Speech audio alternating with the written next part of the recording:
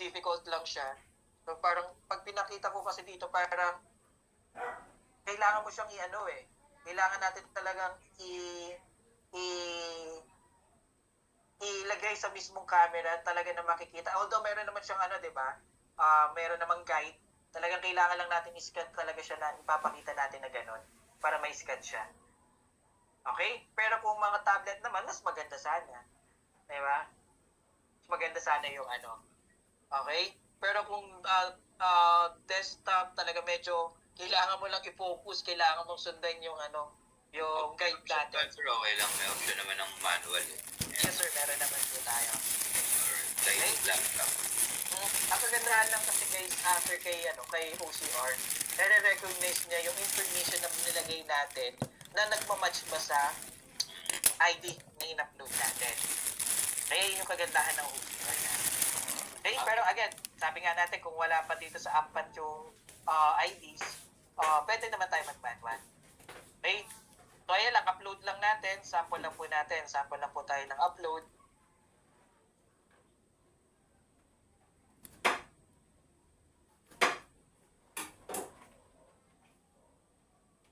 Sample na lang po ako dito. Mga certificates lang naman to. Yan.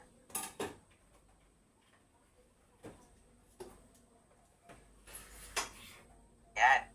So, meron ulit magpo-prompt dyan kapag uploaded na yung ID. And then check lang natin guys kung merong existing record.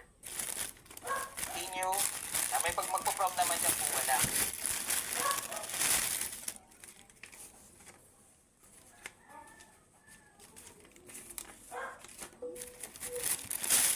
Then, other information lang. Okay? So, sample na lang wala. Others, single. Double check lang po natin yung information. Tama po ba yung mga information natin dito? Same as present. Employed ba? Business. Beneficial owner, yan. Check lang natin kung mayroong beneficial owner. If yes, yan. Siyempre, no. Yan. So, FATCA, lalabas din dyan yung FATCA natin. Baka kasi magkaroon tayo ng mga kliyente na foreign nationals, no? Okay, so again, meron tayong mga forms for para sa mga client natin, no? So, meron tayong W8 bed, yung W9 natin. So, lahat naman po yan naka-Axonify. Okay? Pwede nyo siyang i-download doon. So, for the purpose of training, syempre, no tayo, no? Okay? And then, purpose of insurance, syempre, tingnan natin, retirement and family protection. Double check lang ulit. Double check lang po natin ulit. Baka may nakalimutan tayong information. Save policy information. Yun. Sumunod na tayo.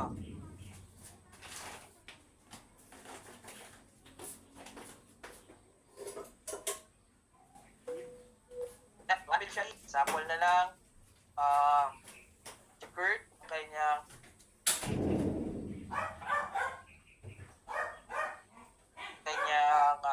beneficiary sa suffix. Sabihin natin walang suffix, date of birth.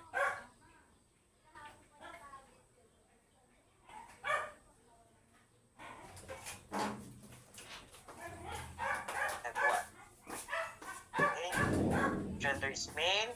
Check natin kung may existing record. Wala. Yan. So, very important lang. Kailangan lang din lagay natin yung mga other details. Filipino, place of birth, Philippines, city.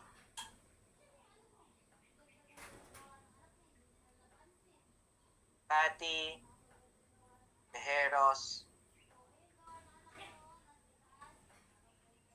Mobile number. Lagay lang natin. 98.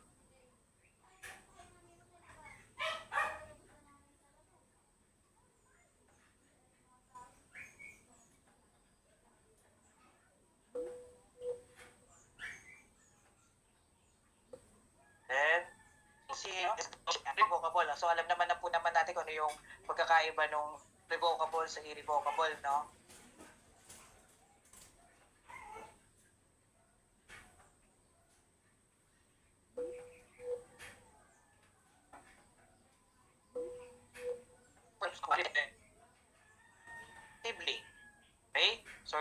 syempre, primary ko siya. Sample lang po yan, no? Next, proceed to the next step. Yan. So, yung allocation, ilan ba yung aking ilalagay? Ko, siya lang talaga yung aking beneficiary. So, pwedeng 100%, or kung gusto nating mag-add, pwede pa rin naman po. Okay? Okay po tayo dito. Yan. Sige. Next naman po, confirm and save lang po natin yung beneficiaries. Yan. Dito na tayo next. Plan details na po tayo. So, sa plan details, yan, pili lang po tayo ng ating non-forfeiture option. Yan. So, pwedeng net surrender value ba? Ano ba yung reduced paid up insurance? Okay. Most common naman, net surrender tayo. Okay. Dividend option. So, most likely, syempre, ito guys, a gentle tip na lang rin po, no? Para at least, baka kasi kung may mga dividends, lalo na kung medyo maliit lang naman yung dividends, huwag na sana nating i-paid in cash. Diba? Paano pag maliit lang yung dividendo, no? Okay? Pwede naman natin silang i-accumulate at interest, o kaya naman, mas maganda sana, no? Reduced payment na lang, reduced premium na lang, no? Okay? Pero again, it's a choice pa rin naman ng ating kliyente. Kung gusto niya paid in cash, wala tayong magagawa. Okay? Next. Yan, save natin yung premium and coverage information. And then next is yung ating payment. Okay? So for the payment,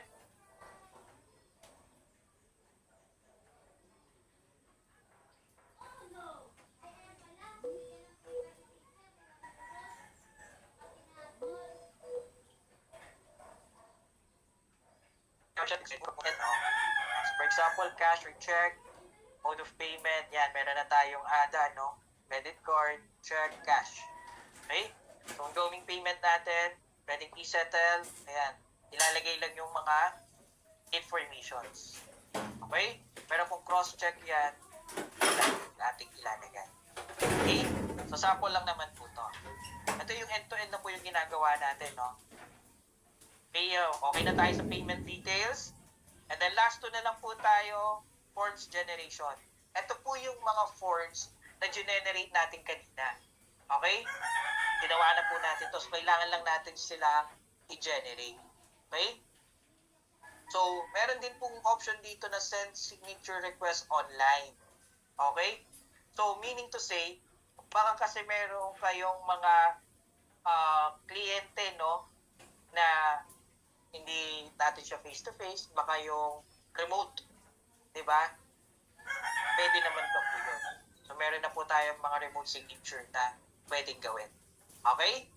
Ayan po yun. So, select lang po natin yan. Okay? Pero kung face-to-face naman po yan, pwede naman natin siyang i-disable. Okay? So, sample na lang natin, face-to-face si client, generate natin yung forms. Ito, it will take time lang po talaga to paano on how to generate lang naman po. Pero, technically, ito na po yung mga ginawa natin earlier. Okay, nag-generate tayo ng SI. Okay, kailangan lang natin i-generate with EWAP. Okay, so at the end, yan, agree and review lang. Then, yung client suitability na ginawa natin kanina.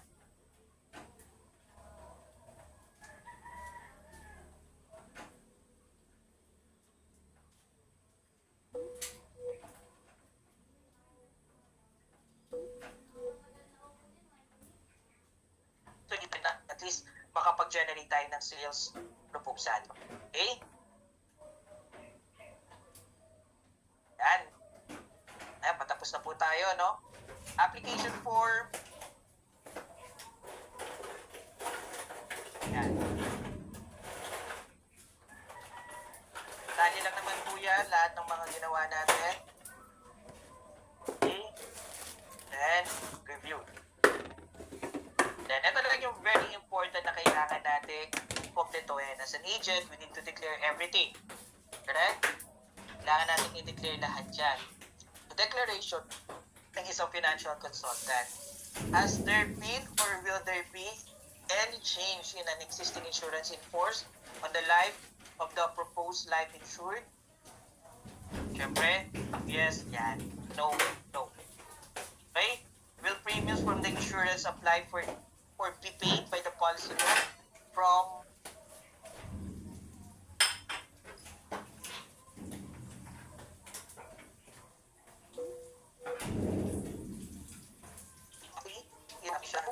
ba? So, depende naman yan kung ano po yung i-declare natin, no? Proposed life insured or proposed owner related to you or any other financial consultant. Siyempre, ito guys, be honest as you can. Kung may kliyente kayo na family members, wala naman pong masama, i-declare po natin. Okay? Just indicate lang yung details kung sino yung naging kliyente natin, ano yung relationship natin with our client. Okay? Wala namang masama kung i-declare natin siya. Okay? Again, pero for the purpose of training lang, no muna yung ilalagay natin. Okay? To be the best of your personal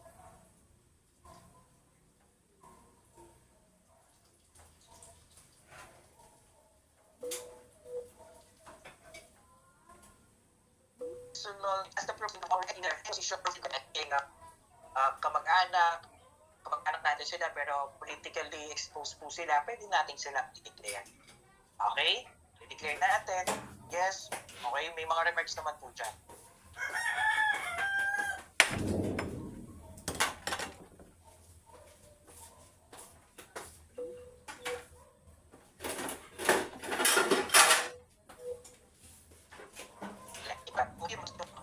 Court cases lang, di ba? Lagay lang po natin. And then, of course, syempre may mga remarks. Very important, i-declare po natin sila.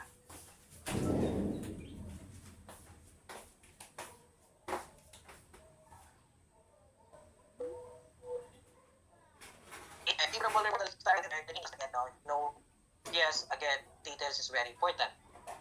Okay, for the purpose of training, let's answer no. Any illnesses or injury that may impact underwriting of the proposed life insured or the proposed owner. Ayan, sometimes baka hindi nila dinedeclare, di ba? Na na-diagnose na pala sila na again, sakit, hindi lang nila dinedeclare, di ba?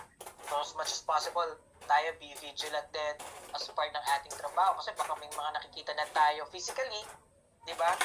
Sometimes, di ba, baka physically may mga nakikita tayo sa ating mga kliyente.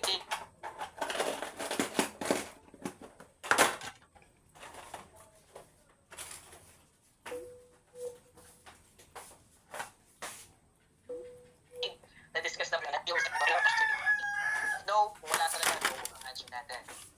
Yan. Okay, next. Is there any other information or details regarding the proposed life insured or proposed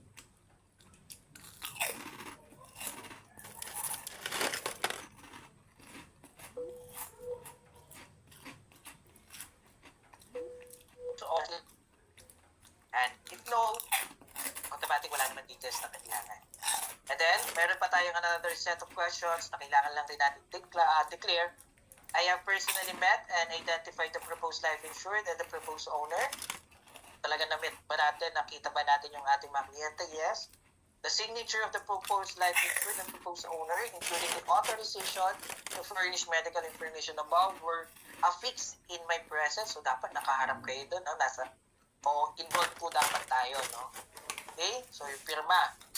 Okay? Sabi nga natin, di ba, pag may pirma, ito yung gagawin. Pag remote signing, kailangan yung i-click yung isa. Pinapotol sa taas na pinakita ko kanina. Okay? I have personally seen and examined the original identification card. Ayan po yung kahalagahan ng paggamit ng OCR. Okay? Para na-declare ka agad.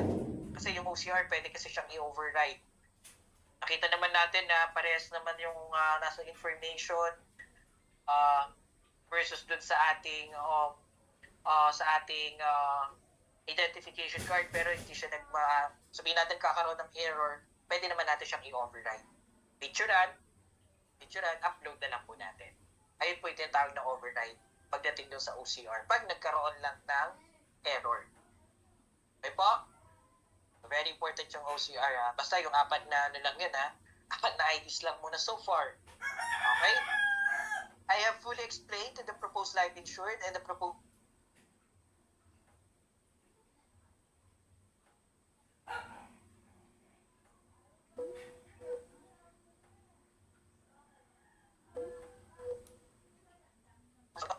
yung ating uh, uh,